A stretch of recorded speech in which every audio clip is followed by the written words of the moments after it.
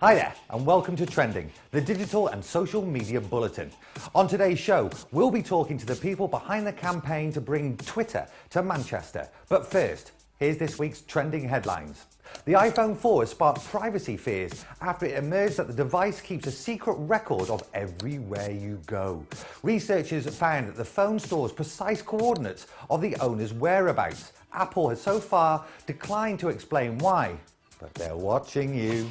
Looks like big bucks for Blinkbox. Tesco will go head-to-head with LoveFilm and Sky after buying the movie mainstream service Blinkbox. The supermarket giant has taken an 80% stake in Blinkbox for an undisclosed sum.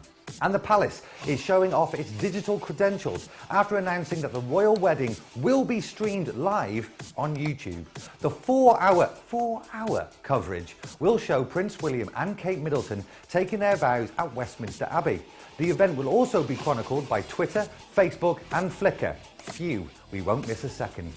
Now, for this week's trending talking point. It was revealed this week that Twitter is planning to open an office in London. But should the social media giant be looking further north? Well, Lisa Ashurst set up the campaign Get Twitter to Manchester, tells us why they should. And you know what? She's not alone. Well, the hashtag Get Twitter to Manchester came about in reaction to a few tweets I'd seen that morning saying that Twitter was going to London, and a few people had said, you know, why not come to Manchester? So I thought, perhaps a little mischievously, that I'd ask the rest of Manchester to tell Twitter why they should come to Manchester. And it was pretty amazing, the response. Lots of people retweeted the tweet and got quite a lot of feedback.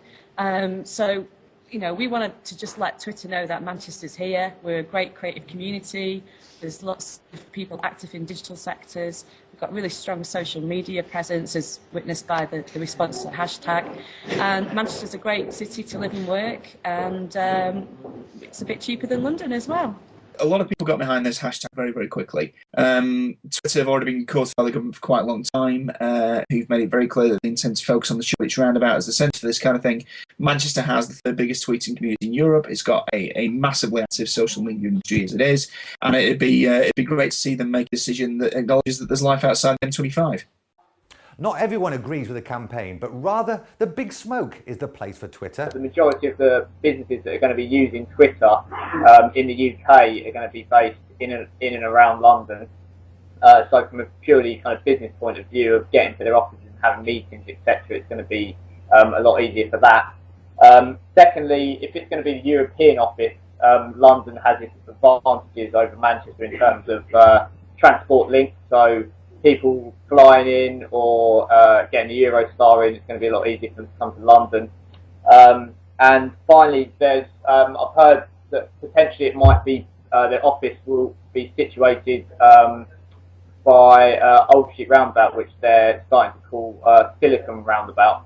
So that's where the government are going to be pumping in a load of money into the area to make it kind of a technology hub. So having Twitter there is going to be beneficial to like the country as a whole, if that's really going to be like the new like kind of Silicon Valley of the UK. There's undoubtedly a great creative industry in the northwest. There's a great social media scene in the northwest, but the reality is that Twitter need money. They need agencies to spend money with them. They need clients to spend money with them. And London is where the money is. Personal relationships, account managers between people like Facebook and agencies, Google and agencies, they still need those physical face-to-face relationships to persuade them to spend money with them, spend more money with them, and ultimately to try out new things. I think the long and the short of it is that Manchester, and certainly the Northwest, just doesn't have the size of agencies, and unfortunately I think the diversity of work, certainly social media work, that would warrant people like Twitter investing in Northwest office. Of course, this exercise has nothing to do with us trying to ignite the age-old argument of North v South. We'd never do that. But if you'd like to comment on any of the stories that appear on Trending, then follow us on Twitter @WallopVideo for our contributor requests. Of course, all the stories that haven't appeared on this week's Trending are on the Drums pages, and you can follow them on Twitter @TheDrum. That's all for this week. We will see you next week. Ta-ra for now.